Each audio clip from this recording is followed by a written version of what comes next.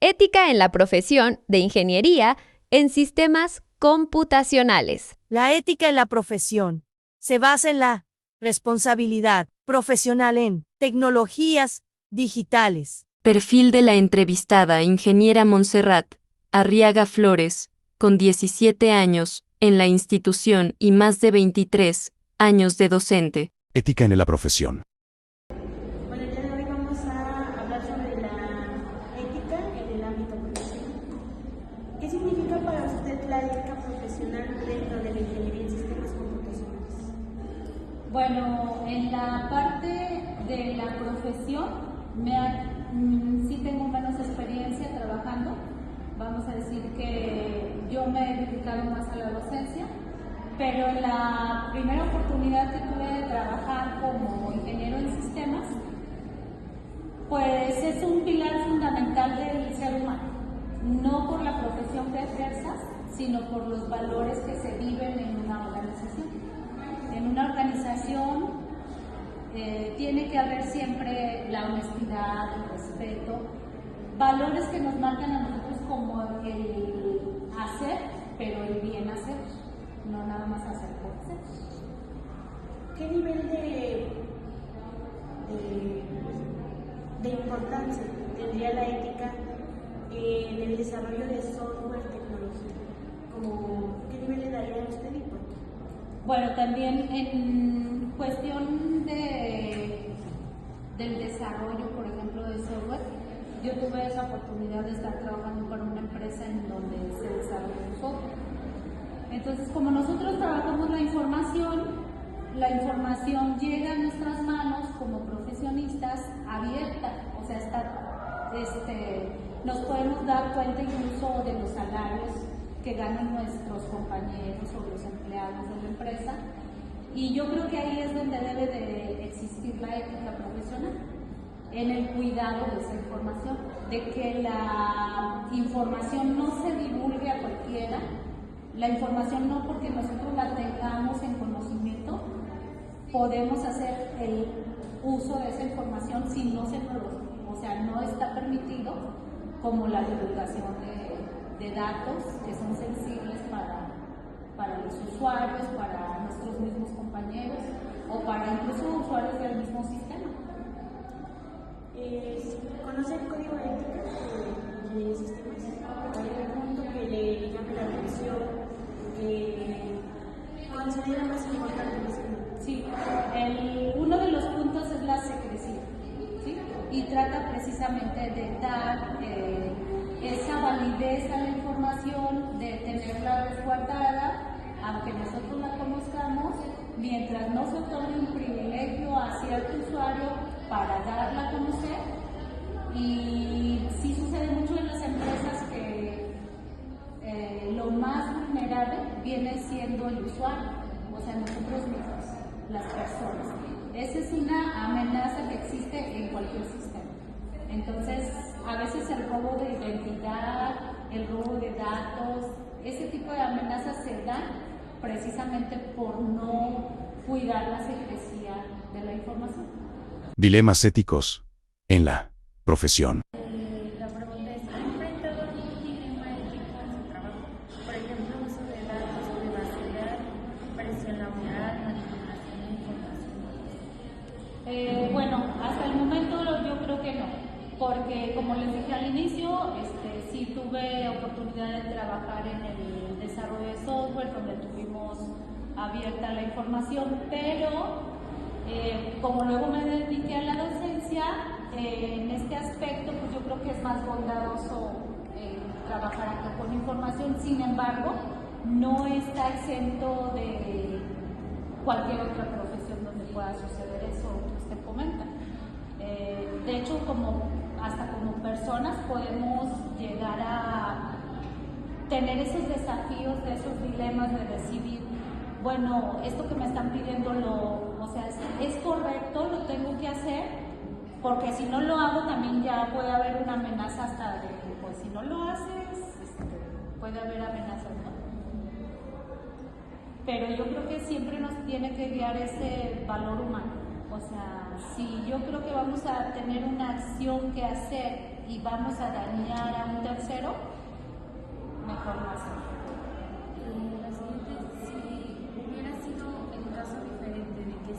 pasado, ¿qué sería lo correcto que usted haría en esa situación? Pues yo creo que son momentos difíciles, pero si tenemos claro nuestro objetivo, nuestros valores, decimos, pues me atengo a las consecuencias, lo que necesite pasar tendrá que pasar, ya veré yo cómo pues sí salgo adelante de eso, pero no, yo no lo haría. ¿Considera que los dilemas éticos son comunes en su área de trabajo?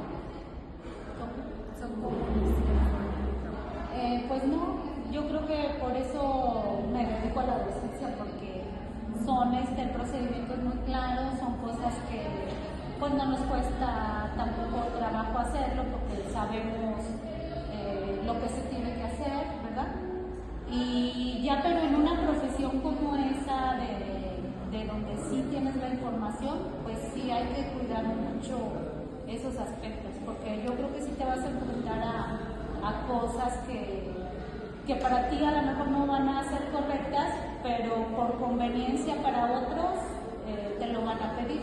Entonces, pues ya será de cada persona que decida, que yo creo que como profesión deberías decir no. Ética en el desarrollo de software. ¿Qué decir cuando desarrollan software con sistemas o bases de datos? Bueno, miren, en cuestión del desarrollo sí hay muchos modelos. Entonces hay modelos en los que se basan para tener unas buenas prácticas. Incluso las organizaciones implementan estas buenas prácticas para darle continuidad desde el inicio hasta el término del producto, porque como estamos desarrollando un sistema, va a haber un producto terminado. Entonces también tiene que permear la calidad en el hacer de ese desarrollo de ese software. Entonces sí hay muchas metodologías, modelos de madurez, que así son llamados en las organizaciones que se dedican al desarrollo del software. Entonces lo más importante es que cuando ustedes lleguen a egresar de esta profesión y si les da la oportunidad de desarrollar software, adopten una metodología, porque ya las metodologías ya son sistematizadas, o sea, ya tienen un orden y nos van dando esa continuidad, esa supervisión a todo el desarrollo y no esperamos hasta el final para ver si está bien o no. Entonces, en esa supervisión hace posible que nosotros, en una experiencia que ya tengamos de principio, en la siguiente experiencia también ya vamos a tener como madurado ese proceso y va a hablar nuestra experiencia también de nuestro trabajo. ¿Cómo evita prácticas deshonestas como el plagio, el mal uso de herramientas de manipulación de resultados? Como el ChatGPT. Sí, pues, la tecnología definitivamente llegó para quedarse. Entonces tampoco tenemos que como satanizar esa parte de que todo es malo. No, ni todo es malo ni todo es bueno, pero sí tenemos que encontrar el equilibrio del uso de esas tecnologías. Ahorita con tantas tecnologías que tenemos a la mano y son recientes, o sea, son de 2 años para acá, que incluso a lo mejor a ustedes les tocó preparatorio, que apenas aparecieron esas herramientas y entonces empezaron a utilizarlas, pero ahora hay que ser conscientes en cómo las estamos utilizando, porque cada vez nos estamos quedando con menos conocimiento. O sea, ya nuestro cerebro también, o sea, en esa parte de la evolución de la naturaleza, dicen también los expertos que lo que no se usa se debe extinguir. Y entonces a lo mejor sí van a pasar años, pero sí nos estamos dando cuenta, y sobre todo nosotros que estamos en esta parte de la educación, que se está perdiendo mucho el proceso de memorización, en ese proceso de aprendizaje que ustedes requieren. Estamos haciendo como el mínimo esfuerzo para recordar las cosas. Y entonces todo eso tarde o temprano nos va a afectar mucho. Entonces sí, hacer conciencia yo creo que sí de la tecnología, pero pero de forma correcta. Responsabilidad social y derechos humanos. ¿Cómo protege la información y la privacidad de los usuarios en los proyectos donde trabajan? Bueno, también en los sistemas es muy fácil hacer ese tipo de protecciones de los datos cuando ya son datos sensibles. Entonces se crean ocultación o enmascaramiento, vamos a decir, es una máscara del dato o también es un código que no es legible para el ser humano o para cualquier ser humano, y esos métodos que se llegan a utilizar en los sistemas, ya desde ahí estamos cuidando pues la confiabilidad del dato, ¿verdad? Y de que nada más el sistema pueda leer ese dato, que es importante. Como por ejemplo, siempre que nos logueamos en un sistema, ya ven que viene contraseña. Entonces, poco a poco también en los sistemas se ha evolucionado esa parte de cómo cuidar el dato, porque en un principio, si tú escribías la contraseña, la persona que estuviera detrás de ti podía verla o la que estuviera de lado, ¿sí?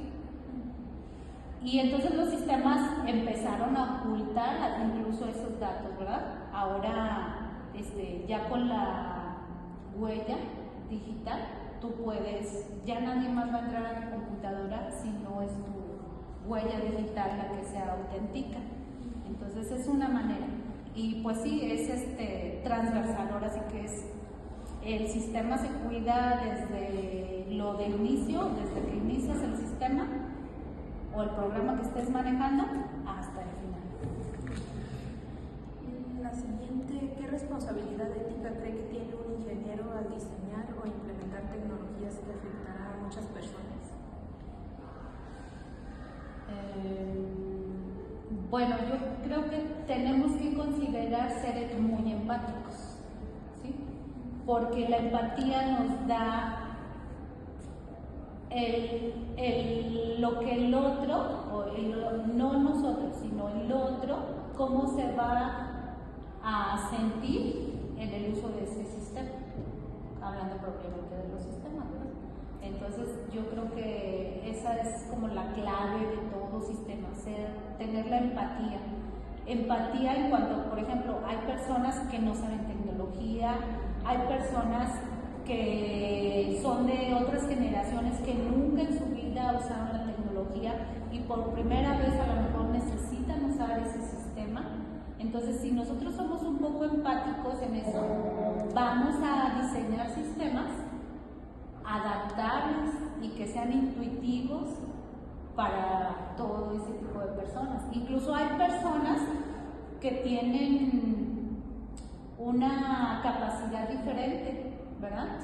Entonces, así como se lee en braille, también debería de existir los sistemas que pudieran usar los sistemas de cómputo en braille, teclados así. Cierre de entrevista.